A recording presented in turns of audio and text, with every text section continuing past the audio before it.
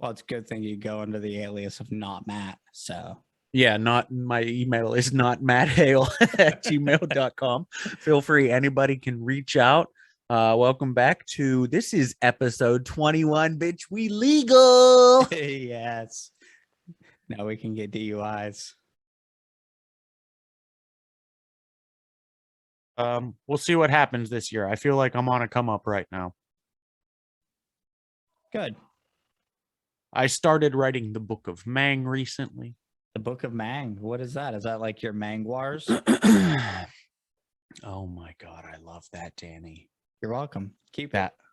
That was great. Yes. I want it to be kind of like a biblical type text, very prophetic and vague in its descriptions, although it would be just very descriptive and just off the wall. I want it to be vague enough that maybe 200 or 300 years from now they could use it as like a new religion.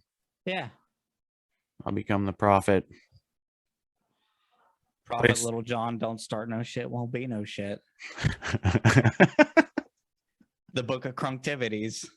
I have had, if you might see over my shoulder, this is the Dead Mothers Club podcast.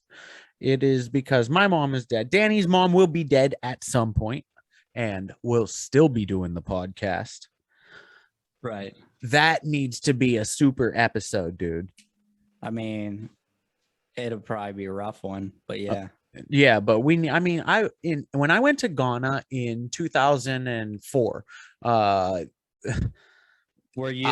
were you scouting for places to get your t-shirts made? No, I wasn't. But this is what, hold on, let me connect that back to if and when your mom passes away. They celebrate life in Ghana. And they were carrying caskets through the street. There was a parade. There's people on both sides of, vehicles. There's two lines. They got, this casket that they're carrying and dancing and singing and playing the drums down the street. And it was the first time that I had saw the juxtaposition from the entire sequence associated with death in the United States is mourning and chaos. Somebody dies, where's the money go now? Family members are fighting, and then they're burning the entire house down like my family did back in the day. You want to get into it? What? Tell me about it. Oh, that's just like a story. It was like if it's too personal, generations ago. Oh, then fuck them. Tell me. Apparently there was a big spat over someone died, big spat over who got what belongings got split up to where, and nobody could agree on anything. So I don't know if it was my great grandpa said, guess what? What?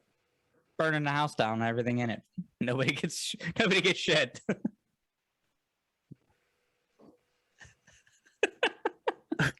I'm speechless right here. I thought that you were gonna say because I think if this house got burnt down, if the house I'm in right now with all my shit got burnt down, right? All of the pictures, all of the memorabilia, all of the entire family history or everything.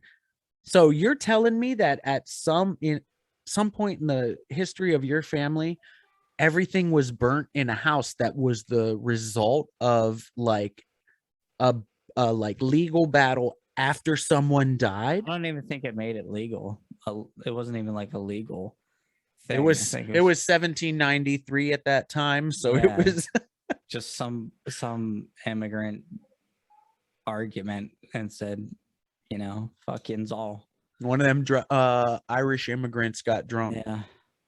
And dude, that's hey, I don't mind getting into the history of my family here. I mean, how far do I even know? I only know my grandparents. My brother went deep. Oh, your brother's a smart. Yeah, he's a smart dude. He went way deep, and apparently because I could sign Cadence up for a thing. It's called the Daughters of the American Revolution, because my 7 times great grandfather was at responded to the Battle of Lexington and Concord.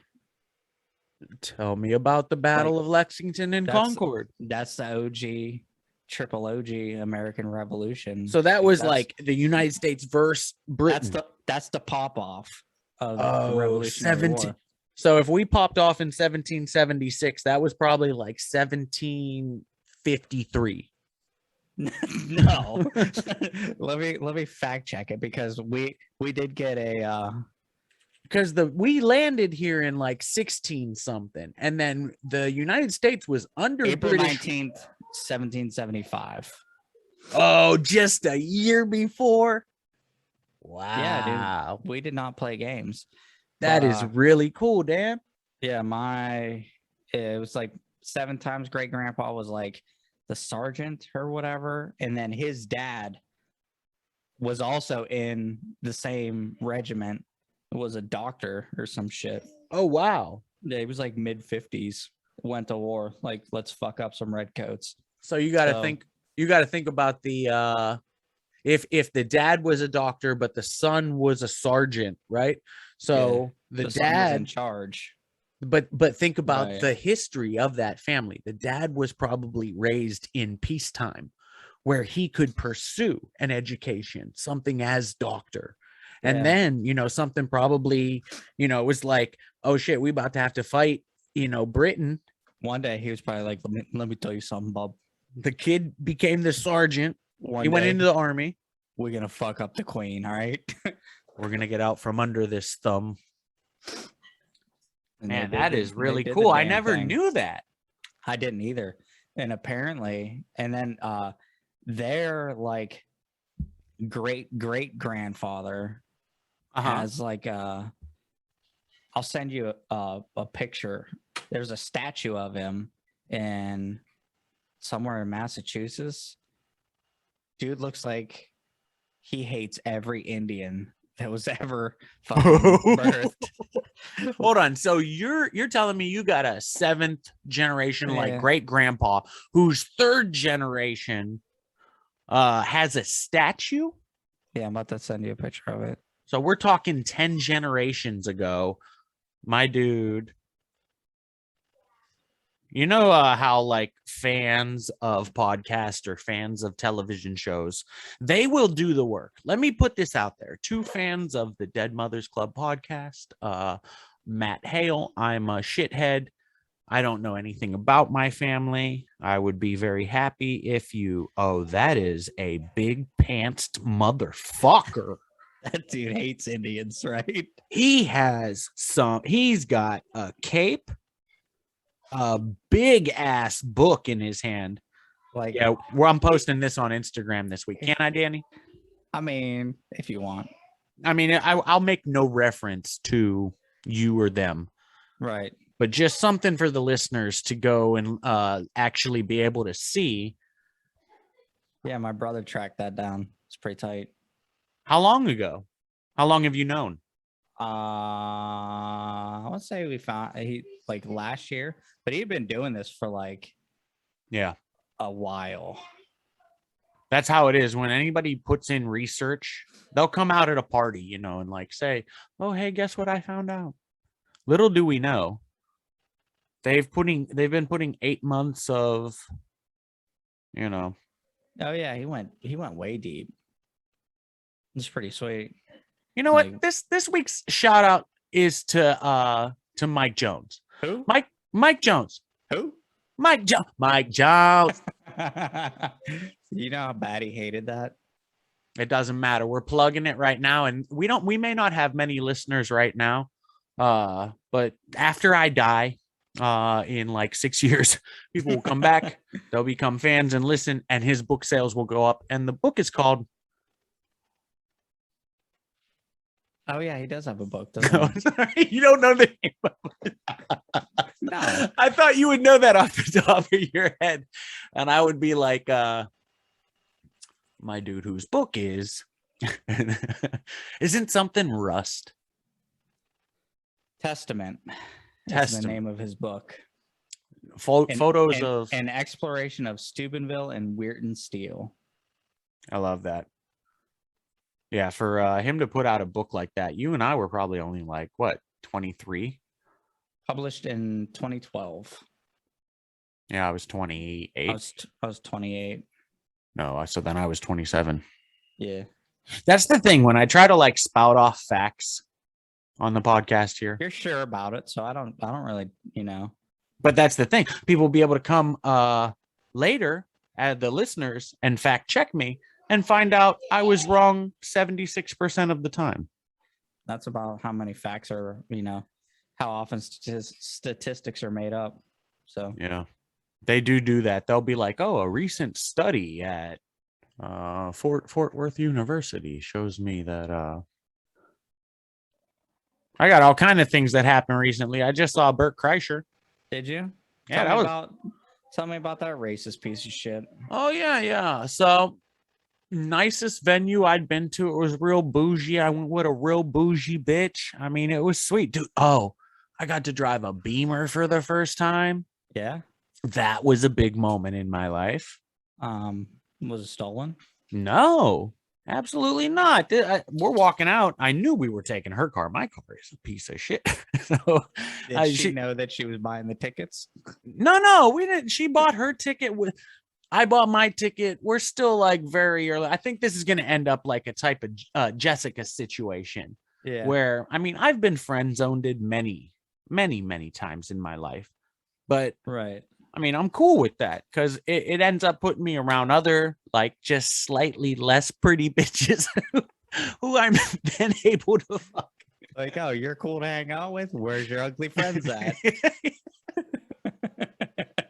I had never valeted a car in my life. It was a tremendous evening. It was a lot of fun. That's usually a carjacking where we're from. Oh my God. It's definitely when we were hanging out before I left for Columbus. We were listening to a lot of The Game. You remember The Game and his beef with 50. Yeah, 50 Cent. Yeah. And what was 50's group? G-Unot. Yeah, and Game used to always do that G-Unot stuff. Do you remember when he did 300 bars and running? Yeah. I do. 15-minute diss. Didn't he have two previous mixtapes though, where he did 100 bars and running, then 200 bars and running, and nobody really knew about the beef? I feel like this is the history where those first two G-Unit, maybe even You Know What It Is. That's what it's called. That was the name of the mixtape series. You Know What It Is, volume 1 and 2. He might have still been fucking with G-Unit. And then Game started beefing with G-Unit, because he had been putting out like label records, Find Me in the Club. What was the other one that they did together? 50 Cent? Yeah. Hate It or Love It. That was the other song. That's a big one. Right. But then I feel like they were putting out these mixtapes while they were recording the studio albums. And then something happened. You Know What It Is, volume 3 was the first beef between, maybe. Am I right? Did you pull it up? I'm about to. I feel like I depend on you a lot as like the producer. Like while we're talking about things, feel like you do really good research. What year did Game and G-Unit start beefing with each other? Another shout out on this episode is Kevin King. I don't know if I shouted him out yet, but he's probably not. He should have though. Dink Dank Dizzle Dog Donator Doobalicious Doobie Dinosaur, I think his name was. Sounds right. Yeah. I really miss all you guys from home. You have to come hang out sometime. I can't, man. I am so fucking poor right now. I've been picking up every damn shift I can at this night job, and yeah, I didn't get to see my kids this week for like 6 days straight because I had to pick up night shifts. Normally I'll go see them in the middle of the week. Yeah. It's just been crazy. I'm so worn out from Yeah, just this new schedule. But Okay, so okay. 2005, Game entered a feud with G-Unit even before Game's major label debut was released, and their feud became public. So it was when Doctor's Advocate came out, right? wow, during the release of his initial label drop, Doctor's Advocate. Yep.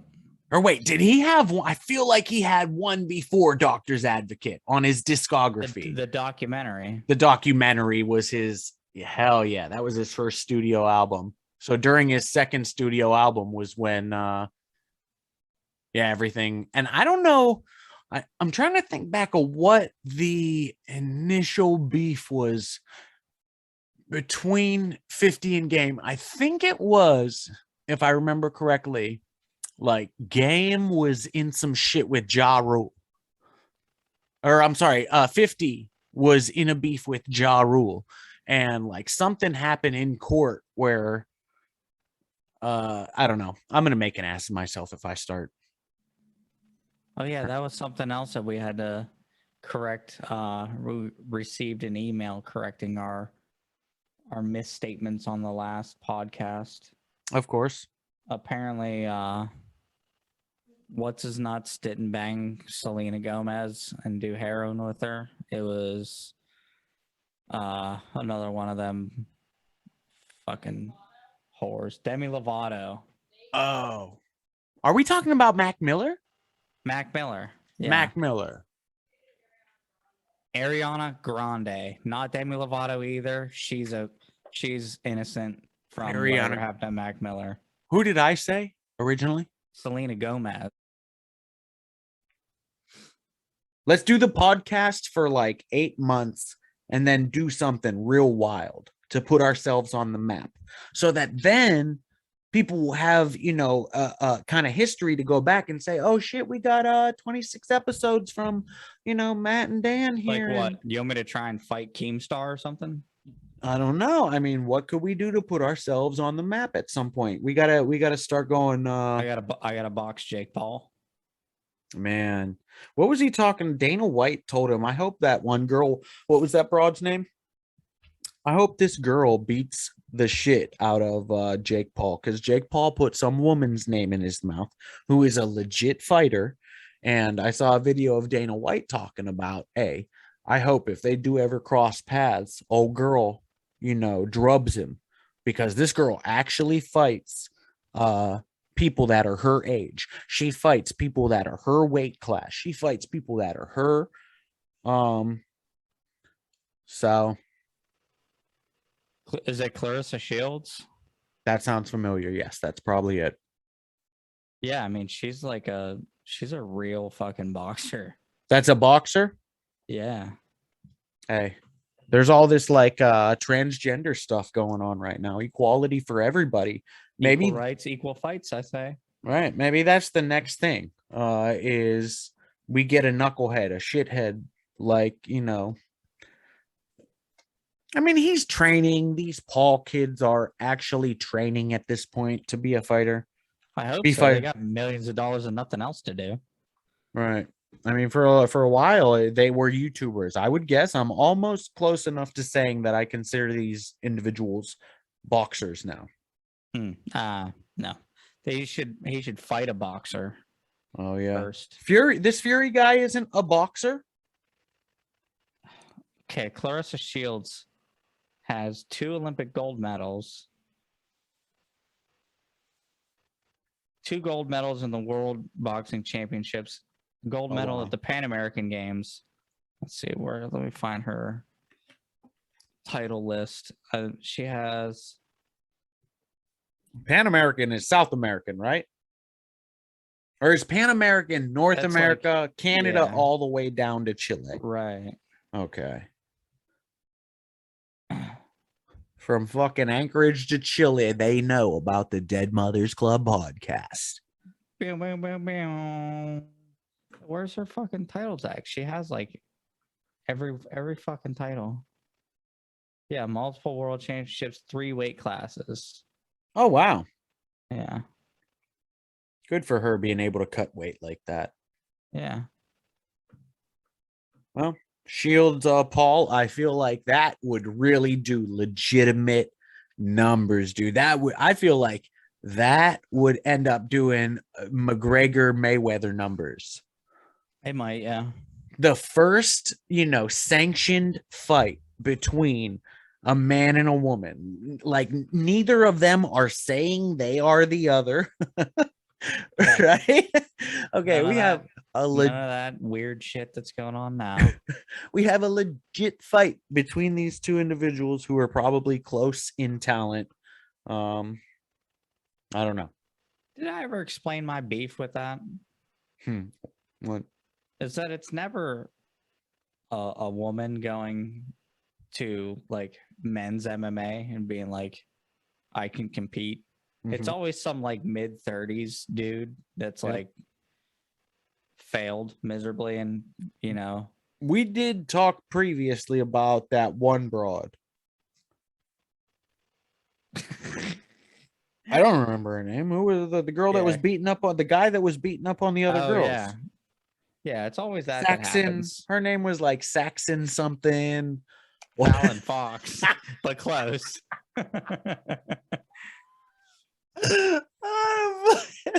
What does Saxon even mean? That's what the people that killed William Wallace were, Saxons, right? And then you got the Presbyterians. Nobody knows what those freaks are up to. They worship the god of Presbyt.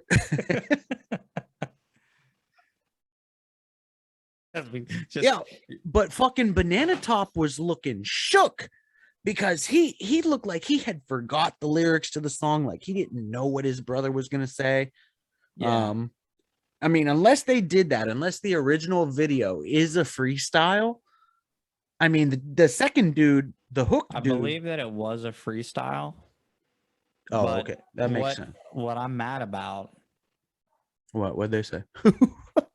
They don't. That's not their accent. They don't talk like that. I've never seen a video of them talking. This is immediately what I did after I heard that stupid fucking freestyle. I was like, I need to hear an interview. If they are not, because I was like,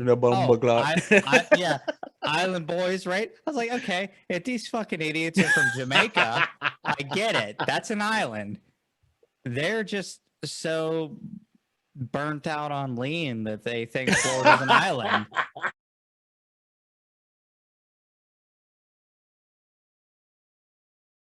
What about what? The Island Boys. I haven't gotten there yet. Oh, I was gonna segue into the Halloween freak show and see if you want to tell me about your fucking neighbors.